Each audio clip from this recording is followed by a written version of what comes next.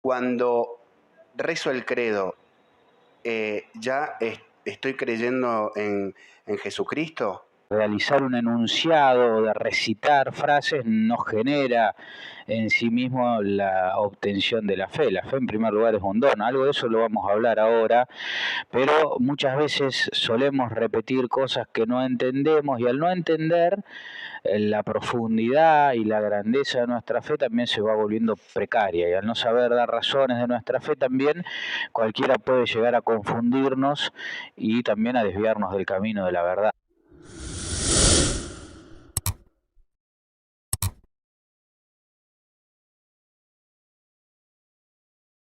Hola, hola, ¿qué tal? Bienvenidos al canal El Santo Rosario Ar. Estamos aquí nuevamente para presentarte un nuevo curso de El Credo, de nuestra profesión de fe de los católicos para catequistas, para grupos parroquiales, ¿sí? Para poder comprender lo que rezamos todos los domingos en la misa. ¿De qué trata el credo, nuestra profesión de fe de todos los católicos? Le damos la bienvenida al Padre Franco Carreras para que nos cuente de qué va a tratar este curso de el credo en la Iglesia Católica. Buenos días, buenas tardes, Padre. ¿Qué tal? Buenas tardes para todos, Dios los bendiga, quien como Dios. Bueno, estamos nuevamente con este segmento que, como bien decías vos, está dirigido al público en general, a los católicos, para poder comprender un poquito aquello que vamos rezando todos los domingos y no repetir por ahí a veces de modo mecánico o automático frases, palabras que no sabemos qué implicancia tienen en nuestra vida espiritual y en nuestra vida de relación con Dios. Una pregunta importante, Padre, que se me viene así de repente antes de iniciar este curso del credo. Cuando rezo el credo, estoy creyendo en Jesucristo. El hecho de decir unas palabras, de profesar una fe, de realizar un enunciado o de recitar frases no genera en sí mismo la obtención de la fe. La fe en primer lugar es un don, algo de eso lo vamos a hablar ahora, pero muchas veces solemos repetir cosas que no entendemos y al no entender la profundidad y la grandeza de nuestra fe también se va volviendo precaria y al no saber dar razones de nuestra fe también cualquiera puede llegar a confundirnos y también a desviarnos del camino de la verdad. O sea que cuando yo hago la confesión de fe de el credo, no es que ya creo en Cristo. No, una cosa es lo que se pronuncia y otra cosa es lo que se vive, lo que se siente. Realmente nosotros los cristianos y los católicos intentamos y aspiramos a que de la abundancia de nuestro corazón que hable la boca, por lo tanto que salga de nuestras palabras aquello que realmente creemos, sentimos y experimentamos en la fe. Pero muchas veces nos pasa de que sentimos unas cosas, pero profesamos otra. Podemos tener discursos muy bien armados, podemos tener enunciados muy bonitos, palabras, frases muy hermosas, que no estén verdaderamente ancladas en nuestro corazón y que realmente no las creamos existencialmente. Recordemos que creer no es una operación intelectual solamente, sino que también es una experiencia espiritual y una relación con Dios. Por lo tanto, a veces podemos decir cosas, podemos anunciar cosas, podemos teorizar sobre cosas que en el fondo todavía no las tenemos absolutamente asumidas en nuestra fe o en nuestra vivencia cristiana. Otra pregunta que se me surge antes de iniciar con el curso, Padre. Voy a mencionar a los hermanos separados, ¿sí? A los hermanos evangélicos, que dicen, confesá con tu boca que crees en Cristo y estás convertido, ya sos cristiano.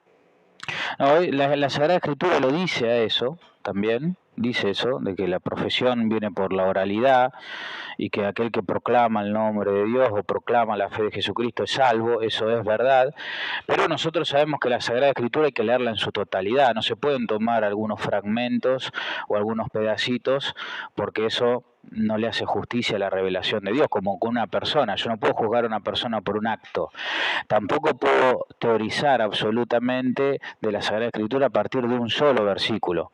Y nosotros vemos que Jesús, cuando habla de la salvación eterna, habla de actos en concreto. Tuve hambre, me diste de comer; tuve sed, me diste de beber.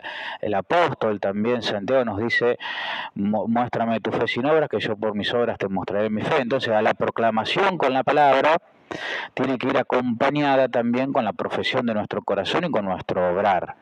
Por eso, no solamente es lo que pronunciamos, sino que lo que pronunciamos tiene que ser el eco de lo que sentimos, de lo que vivimos y de lo que obramos. Entonces, de alguna manera, como dice la Escritura, no todo aquel que diga Señor, Señor entrará en el reino de los cielos. No es solamente la proclamación, sino que es toda una existencia, toda una historia, toda una vida entregada a Dios y viviendo lo que Él nos ha mandado vivir, al menos intentándolo desde lo más profundo del corazón. Bueno, sin más preguntas por el momento, padre, le damos el inicio de este curso. Bueno, lo primero que tenemos que decir es que el credo, como nosotros lo rezamos hoy en la Sagrada Misa, en la Santa Misa, tiene una doble acepción, que es el credo corto, como se le dice a veces, que en realidad se llama credo apostólico, y el credo largo, que es el credo niceno-constantinopolitano, que también se reza en las misas. Los dos tienen origen similar, pero son distintos. Y vamos a ver por qué. El credo apostólico, que es por ahí el más cortito, que es el que rezamos: creo en Dios Padre Todopoderoso, Creador del cielo y de la tierra, y en Jesucristo. Ese credo se le atribuye, se le dice credo apostólico porque es el más antiguo. Y está de alguna manera confeccionado a partir de credos antiguos que se remontan incluso al siglo I. En las fórmulas que encontramos, en los rituales antiguos que encontramos para la celebración de los sacramentos, se encuentran fragmentos de ese credo donde ya se hacía la profesión de fe, y ese credo es de algún modo la síntesis de esos otros pequeños credos de los primeros siglos, ¿sí? Que termina siendo confeccionado como lo tenemos hoy en el siglo IV, más o menos. En cambio, el credo niceno-constantinopolitano ya es una elaboración mucho más teológica en base al concilio de Nicea del 325 y el concilio de Constantinopla, que es del 381. Tanto el concilio de Nicea como el de Constantinopla se convocan para reaccionar contra algunas herejías doctrinales. El concilio de Nicea del 325 va a reaccionar contra la herejía arriana. Arriano era un presbítero que decía que había una diferencia ontológica, es decir, en el ser, entre la divinidad de Dios y la divinidad de Jesucristo, como que Jesús no era plenamente Dios, y hace una distinción entre la naturaleza humana y la naturaleza divina, degradando, ¿sí?, la naturaleza divina de Jesucristo. Ante eso reacciona el el concilio de Nicea y establece que hay igualdad entre la naturaleza divina de Jesucristo y la naturaleza divina de Dios, porque es un solo Dios. Y va a decir que luz de luz, Dios de Dios, Dios verdadero de Dios verdadero. Esa es la formulación, ¿sí? Entonces, esa aclaración, esa explicitación del credo apostólico, que es dogmática porque es de un concilio, se termina de completar con el concilio de Constantinopla, que reacciona contra aquellos que ponían en duda la divinidad del Espíritu Santo, ¿no? Entonces al Espíritu Santo se le tributa igual honor, igual gloria, dice el credo, ¿sí? ¿Por qué? Porque lo que se trata de establecer en este credo niceno-constantinopolitano es explicitar nuestra fe, de que Jesucristo y el Espíritu Santo, las tres personas, son de una sola naturaleza. Que es una discusión en los primeros siglos en algunos grupos sectarios del cristianismo primitivo, del catolicismo, que hace que los obispos se reúnan en concilio y, bueno, establezcan la fe verdadera a partir de una puesta en duda. Por lo tanto el credo apostólico como el credo niceno-constantinopolitano lo que nos vienen a marcar es lo que se debe creer, lo que la Iglesia Católica nos dice que se debe creer. ¿Y por qué la Iglesia Católica nos puede decir lo que se debe creer? Bueno, justamente porque si nosotros vamos a la Sagrada Escritura, ¿sí? Eso se llama tradición, ¿no? Si vamos al Evangelio de Juan, por ejemplo, si vamos al Evangelio de Mateo, por ejemplo, allí vamos a ver que en el capítulo 16, versículo 19, pasa algo que establece un poder a la Iglesia, ¿sí? Le dice: yo te daré las llaves del reino de los cielos. Todo lo que ates en la tierra quedará atado en el cielo, y todo lo que desates en la tierra quedará desatado en el cielo. Le dice Jesús a Pedro. Por lo tanto, en Pedro, en el ministerio petrino, para la Iglesia Católica, en el Papa y en sus sucesores, reside el poder de las llaves, de atar y de desatar, que tiene el poder de atar y de desatar en la tierra y en el cielo. Por lo tanto, la que tiene el poder de establecer verdades conforme a lo que Dios va manifestando y va revelando es la Iglesia, porque tiene ese poder dado por Dios. Así como el Padre me envió, también yo los envío a ustedes. Bueno, eso nosotros lo llamamos magisterio, es decir, la Iglesia como madre también es maestra. Y a través del magisterio la Iglesia nos va enseñando qué es lo que se debe creer y qué es lo que no se debe creer, qué es lo que está en consonancia con la revelación de Dios. ¿Por qué? Porque tiene ese poder de las llaves, que no lo tiene ninguna otra fe, solamente lo tiene la fe católica, ¿sí? Y que Dios en la Sagrada Escritura, Jesús, se lo da a Pedro, y en Pedro se lo da a todos los sucesores, a la Iglesia. Bueno, eso es lo que nosotros creemos. Por eso la Iglesia puede establecer a través de los concilios y a través de el Papa, cuando se pronuncia ex cátedra de modo solemne en temas de fe y moral, es infalible porque tiene este poder de las llaves. Decreta algo en la tierra que se decreta también en el cielo. Bien, las tres fuentes de la revelación, las tres fuentes de nuestro credo son las mismas de la revelación. Son la Sagrada Escritura, que se empieza a componer y se termina de componer alrededor del siglo I, años 70 en adelante, ¿sí? La Sagrada Tradición, que es la oralidad. Nosotros sabemos que hasta que se empezaron a poner por escritos los libros, y hasta el 300, hasta el siglo IV, mejor dicho, cuando se termina de establecer el canon de la Biblia, que lo establece un papa, allí la mayoría de la fe católica, de la fe cristiana, se divulga a través de la oralidad, ¿sí? Y eso también es bíblico. Si nosotros vamos al Evangelio de Juan, por ejemplo, en el último capítulo, al finalizar el capítulo, en el versículo 24, dice: este mismo discípulo es el que da testimonio de estas cosas y el que las ha escrito, y sabemos que su testimonio es verdadero. Jesús hizo también muchas otras cosas. Si se las relatara detalladamente, pienso que no bastaría todo el mundo para contener los libros que se escribirán. Es decir, la misma Sagrada Escritura nos dice que Jesús ha revelado otras cosas, y encontramos en los primeros siglos padres que dan enseñanzas de Jesucristo, que han recibido los apóstoles, que no están en la Sagrada Escritura y que son creídas por el pueblo cristiano. ¿Por qué? Porque en los primeros siglos no hay ningún tipo de duda de que la Sagrada Tradición, el Sagrado Magisterio de la Iglesia y la Sagrada Escritura son una sola cosa.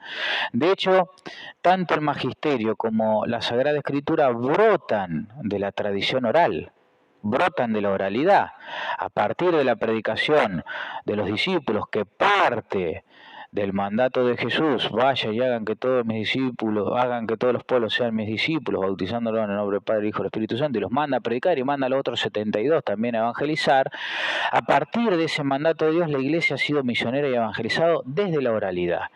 Por lo tanto, tanto el Magisterio como la Sagrada Escritura brotan de la oralidad y se constituyen las tres en una sola realidad, en la que Dios va revelándole al hombre y actualizándole al hombre qué es lo que quiere para su salvación y cuál es su voluntad. Dicho esto, el credo que nosotros decimos en la misa, se dan cuenta que no es cualquier palabra, cualquier cosa, porque es la síntesis de lo que debemos creer.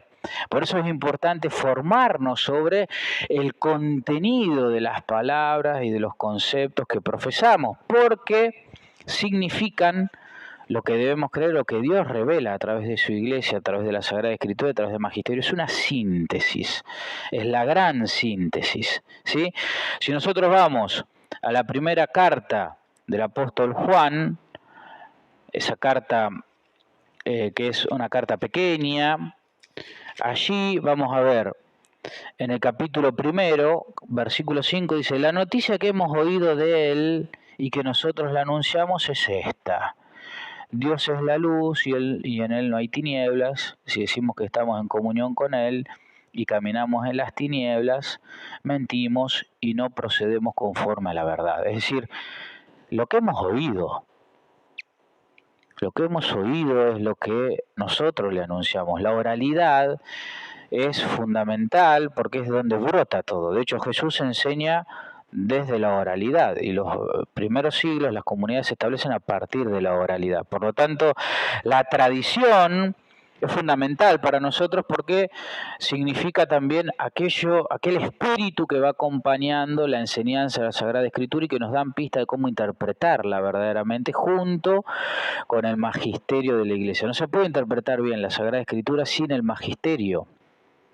Podemos incurrir en grandes errores si no conocemos cuál es la verdadera fe, de qué modo debemos entender verdaderamente lo que leemos y lo que anunciamos. Esto que le dice el eunuco al discípulo cuando va en camino. El discípulo lo ve y ve que el eunuco está leyendo al profeta Isaías. Le dice: ¿entendés lo que lees? ¿Cómo voy a entender si nadie me lo explica? Y después de esa explicación se bautiza el eunuco. Eso está en Hechos de los Apóstoles. Entonces, vemos que la oralidad y la comprensión es fundamental nosotros para poder comprender bien la Sagrada Escritura, que es una práctica que también tenía el pueblo judío, no es solamente una práctica de la Iglesia. Pero bueno, vamos a centrarnos un poquito en lo que creemos. Lo primero que decimos en el credo es creo. ¿Qué significa creer? Creer, para nosotros los católicos, es tener la conciencia y la certeza de aquellas cosas que no vemos. Por ejemplo, de Dios, de sus ángeles, de su reino, del cielo. ¿Y dónde sacamos eso? Que eso es la fe. Bueno, vamos a los Hebreos, la carta de los Hebreos, capítulo 11, versículo 1. Ahí vemos cómo se define, ¿sí?, la fe. Ahora bien, la fe es la garantía de los bienes que se esperan, es la garantía de la esperanza. La plena certeza de las realidades que no se ven, es la certeza de las realidades que no se ven. O sea, son cosas reales, que no la vemos, de las cuales tenemos certeza. Por lo tanto, la fe, ¿qué es? Certeza. Una certeza tan grande que incluso es mucho más evidente y más fuerte que la certeza de la realidad misma que vivimos, ¿sí? Es la certeza de lo que no vemos. ¿Por qué se usa la palabra, por qué se usa este sentido, la vista? Porque en la Sagrada Escritura la vista significa la totalidad de todos los sentidos, ¿sí? Es como que el apóstol diría, es la certeza de lo que olemos, de lo que gustamos, de lo que escuchamos, de lo que palpamos. Es la certeza de todos nuestros sentidos, de todo nuestro ser, la fe. Y esta vista en la Sagrada Escritura es la síntesis del ser humano, es la síntesis de todos los sentidos. Te invitamos a que te suscribas, compartas, comentes, y si tenés alguna duda podés dejar en tu comentario que el Padre Franco, cuando tenga un tiempito, lo va a estar respondiendo. Continuamos con el curso del credo.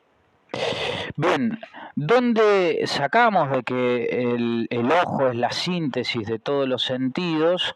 Bueno, si leemos el libro de Lucas, capítulo 11, versículo 34, vamos a leer que ahí Jesús dice lo siguiente: lámpara del cuerpo es tu ojo. Cuando tu ojo está sano, todo tu cuerpo está iluminado. Pero si tu ojo está enfermo, también tu cuerpo estará en tinieblas. Y en Mateo 6, capítulo 6, en el libro de Mateo, vamos a encontrar la misma afirmación del Señor, que nos muestra esto, que el ojo, la vista, es como la síntesis de todo el ser humano. Capítulo 6, versículo 22, leemos lo siguiente: Lámpara del cuerpo es el ojo. Si el ojo está sano, todo el cuerpo estará sano, pero si el ojo está enfermo, el cuerpo estará en tinieblas. Si la luz que hay en ti se oscurece, ¿cuánta oscuridad habrá? Bien, por lo tanto, la certeza de lo que no se ve es la certeza de lo que no, de lo que muchas veces no experimentamos, porque esto es importante. A veces nosotros creemos que tenemos mucha fe porque experimentamos consuelos de Dios. Recibo la Eucaristía y siento paz, voy a rezar al templo, me dan la bendición y siento un calor. Y hay momentos donde no sentimos nada. Y en esos momentos donde no sentimos nada, contrariamente a lo que creemos, es el momento donde mayor fe tenemos, porque es la carencia de todo consuelo corporal o espiritual, y ahí es donde se manifiesta y se muestra nuestra perseverancia en la fe, que es la certeza de lo que no vemos, de lo que no sentimos, de lo que no leemos, de lo que no experimentamos. Contrariamente a lo que creemos en esta cultura donde lo único que la bandera que se enarbola es la del sentimiento, la de sentir, la Sagrada Escritura nos muestra que cuanto menos sentimos, es cuanto más posibilidad tenemos de hacer crecer nuestra fe y perseverar en ella. ¿Sí? Es lo que los santos místicos nos hablaban de la noche oscura, ¿sí? De pasar la noche oscura, o noches de aridez, momentos de aridez espiritual, donde Dios sigue obrando, Dios nos quita los consuelos para que perseveremos en esa fe que nosotros verdaderamente profesamos. Entonces, cuando no tenemos consuelos espirituales, no es el momento de creer de que nuestra fe ha disminuido, sino que es el momento donde vemos que Dios quiere que nuestra fe crezca y no se agarre de esos consuelos para perseverar en la fe, sino solamente en la certeza de que Él está siempre. Y eso es importante porque la certeza para nosotros no es un leve conocimiento de Dios. No se apoya en nuestra intelectualidad, no se apoya en nuestras virtudes. La fe es un don que Dios da y regala. Por eso muchas veces encontramos sectas que tienen más fe en su fe que en Dios. Yo con la fe puedo todo, yo rezo fuerte y Dios me escucha, yo oro fuerte. No. La fe es un don y es un vehículo que nos conecta directamente con Dios, que es el Todopoderoso. No es mi fe solamente la que va a mover montañas, ¿sí? Cuando Jesús dice, si tuvieran la fe como un granito de mostaza, dirían a esa montaña que se venga y se movería, no está diciendo que todo va a depender de nuestra fe, sino nos está diciendo que nuestra fe es chiquita, es más chiquita incluso que eso. Y que obviamente que si pedimos, como dice la Escritura, y ya creemos que Dios nos va a conceder lo que pedimos, Dios va a escuchar mejor nuestra oración, no por la fe misma, sino porque ahí hay una comunión con Dios. Y Dios puede obrar en mi vida cuando hay comunión en Él. Y cuando yo tengo la certeza de su presencia, de su paternidad conmigo, ahí Dios puede obrar en mi corazón. Pero hay que tener cuidado de no tener más fe en la fe que en Dios. La fe es un don que Dios nos regala y que tiene que estar constantemente puesta en oración para pedir que crezca. ¿Cómo crece nuestra fe? Porque también es un don, pero también es tarea. Muy simple. La fe crece en la medida que nos acercamos a las cosas de Dios. Mientras más metemos a Dios en nuestra vida, más crece la fe. Por ejemplo, mientras más voy a misa, más crece mi fe. Mientras más seguido me confieso, más crece mi fe. Mientras más rezo, más crece mi fe. Mientras más frecuente es el rosario, más crece mi devoción a la Virgen. Mientras más leo su palabra, más crece mi amor hacia Jesucristo y hacia su doctrina. Mientras más cosas de Dios metemos, mientras más estamos en las cosas de Dios, mi fe más crece. Siempre y cuando no vuelva a las cosas de Dios una actividad más del día, sino que sea movida con la conciencia de ir a un encuentro, con aquel que me ama. ¿Sí? Bueno, eso es importante. La fe entonces es un don y es una tarea y es la certeza de lo que no se ve. Y cuando decimos no se ve, es la certeza de lo que no se siente, lo que no se huele, lo que no se escucha, lo que no se gusta, lo que no se palpa. La fe de lo que no se ve, podemos hablar también de cuando rezamos y pedimos algo material o pedimos por la salud de alguna persona o por nuestra propia salud de recuperación. ¿Tiene que ver con eso, padre, también? O porque muchas veces he escuchado, no te curaste, no lo conseguiste porque no tenías fe. No. Oraste, pero no tenías fe. No, bueno, eso también a veces hay algunas sectas que profesan eso. Insisto con este concepto de tener más fe en la fe que en Dios. Porque no se trata de la fe para doblegar la voluntad de Dios, sino que la fe te ata a la voluntad de Dios. Y si es voluntad de Dios que uno muera por una enfermedad, si es voluntad de Dios que uno parta de este mundo, si es voluntad de Dios que un familiar mío tenga que partir, no porque Dios quiera la muerte de sus hijos, sino que los quiere con Él, quiere la vida eterna, que es distinto, y para pasar a la vida eterna a causa del pecado de Adán tenemos que transitar la muerte. Dios no quiso eso desde el principio, Dios nos creó para estar con Él. El pecado hizo que la realidad de la muerte esté en nuestra existencia, pero si es voluntad de Dios que las cosas no sean como yo pido, como yo quiero, la fe lo que va a hacer es aceptar su voluntad. Una vez una persona me decía: Padre, recé hasta el último segundo de que muera mi mujer para que Dios haga el milagro de que la cure del cáncer. Murió mi mujer y agradecí a Dios porque se estaba cumpliendo su santa voluntad. Eso es la fe. Es decir, yo sé que con mi fe Dios puede obrar y hacer los milagros que Él quiere, voy a ir por ese milagro porque quiero que esta persona se sane. Pero siempre está primero la voluntad de Dios que ante mi voluntad o el bien humano que yo veo. Entonces, a veces Dios no concede cosas no por mi falta de fe, sino porque no está dentro de sus planes. Y lo que hoy para mí es cruz, dolor y angustia puede ser causa también de salvación, redención de muchísimos otros que yo no veo. Eso es la comunión de los santos, es la certeza de que Dios sigue obrando y es todopoderoso Dios. Dios realmente es todopoderoso, no porque lo decimos nosotros, no porque dice la Escritura. Vamos al Génesis, por ejemplo.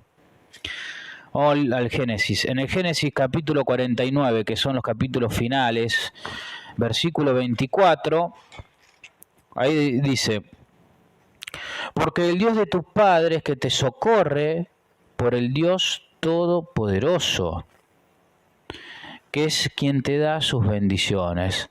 Bendiciones de lo alto del cielo, bendiciones del océano que se extiende por debajo, bendiciones de los pechos y de los senos maternos, bendiciones de las espigas y de las flores. O sea, todo es bendición de Dios porque Dios es todopoderoso y sostiene todo. Por lo tanto, si Él lo puede todo, lo que no se realiza no es por mi falta de fe, es porque en su omnisciencia y en su omnipotencia hay algo inscripto en el plan de salvación y de redención mundial que choca con una necesidad pequeñita, humana, y que a veces está movida también por el egoísmo. A veces nos aferramos a la vida de personas que incluso ellos ya quieren partir, ¿sí? Entonces, no se trata de la fe, ojo con esto, ¿sí? No se trata solo de la fe. Sí tenemos que rezar con insistencia, como nos dice la palabra, y tenemos que rezar creyendo que ella nos los da, pero es la oración de Jesús. Padre, que se pase de mí este cáliz, pero que se haga tu voluntad y no la mía. Eso es lo que está siempre de fondo. Y a veces la voluntad de Dios implica, bueno, tener que transitar valles de incomprensión, certezas en medio de estas oscuridades que también se tornan a veces dolorosas. Ahora, nosotros en el credo decimos: creo en Dios Padre.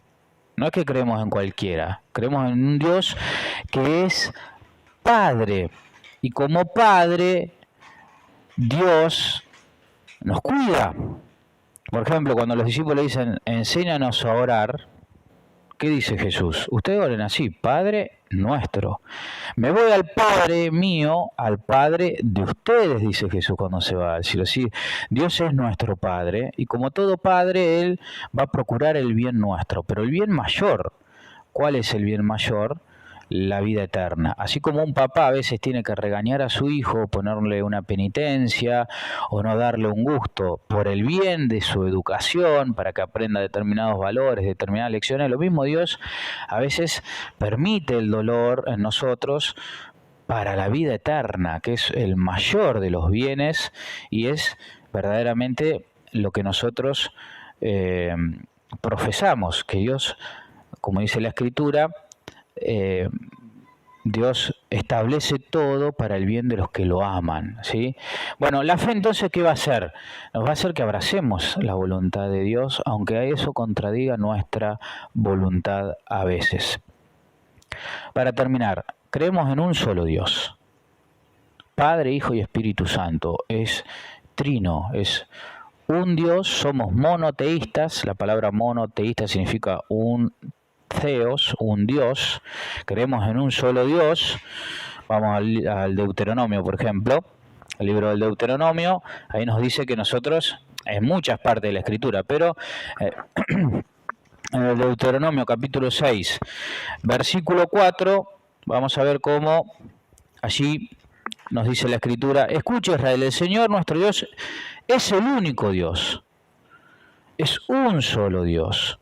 Y si vamos a Marcos, en los Evangelios, en el Nuevo Testamento, vamos al libro de Marcos, capítulo 12, versículo 29, allí Jesús nos va a decir lo siguiente. Nos dice: el primero de los mandamientos, escucha, Israel, el Señor nuestro Dios es el único Señor, y amarás a tu Dios con todo tu corazón, con toda tu alma, con todo tu espíritu, con todas tus fuerzas, ¿sí? Es decir, nosotros creemos en un solo Dios, que es el único, que es uno, pero también es un Dios trino, ¿sí? Es un Dios trino. Es una sola naturaleza humana con tres personas divinas. La persona del Padre, la persona del Hijo y la persona del Espíritu Santo. No son modos distintos de manifestarse Dios, no. Son tres personas distintas que forman una sola realidad. Lo mismo pasa con nuestra mano, por ejemplo. Nuestra mano está compuesta por 5 dedos. Y no decimos que tenemos 5 manos, decimos que es una mano con 5 dedos. Lo mismo pasa con Dios. Es un solo Dios con tres personas. Y esas tres personas es el Padre, el Hijo y el Espíritu Santo. ¿Dónde está eso? Vamos a Mateo, capítulo 28, versículo 19. Mateo, capítulo 28, versículo 19. Van a ver cómo Jesús manda allí a sus discípulos con un encargo. Y ese encargo es el siguiente: vayan entonces y hagan que todos los pueblos sean mis discípulos, bautizándolos en el nombre del Padre, y del Hijo, y del Espíritu Santo, y enseñándoles a cumplir todo lo que yo les he mandado. Yo estoy con ustedes hasta el fin del mundo.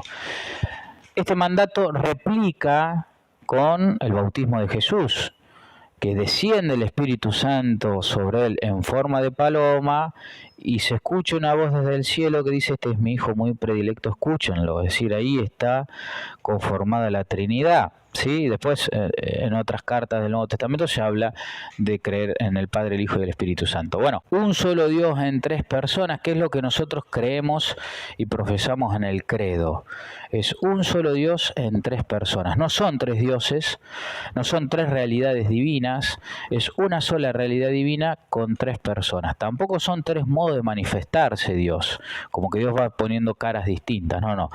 Son tres personas distintas con un solo Dios. Lo mismo pasa en el género humano. Nosotros decimos, la naturaleza humana es una, pero está compartida con la cantidad de seres humanos que hay, es 1.000.000. Esta es la realidad de lo uno y lo múltiple. Bueno, esto es la naturaleza divina en tres personas: Padre, Hijo y Espíritu Santo. Eso es lo que creemos y eso es lo que profesamos. Un Dios trino en el que creemos, al quien le creemos, también lo que nos revela que es nuestro Padre. Le damos gracias al Padre Franco por esta enseñanza, por este curso del credo que lo hacemos, lo profesamos en la misa, en el Santo Rosario. Le invitamos a que se suscriban, lo compartan, comenten, y le vamos a pedir la bendición al Padre Franco para aquellos que compartan y estén viendo esta enseñanza. Que el Señor esté con ustedes, con su espíritu, y que la bendición de Dios Todopoderoso, Padre, Hijo y Espíritu Santo, descienda sobre ustedes, su familia, sus trabajos, los acompañe y fortalezca siempre. Amén. Amén. Hasta la próxima.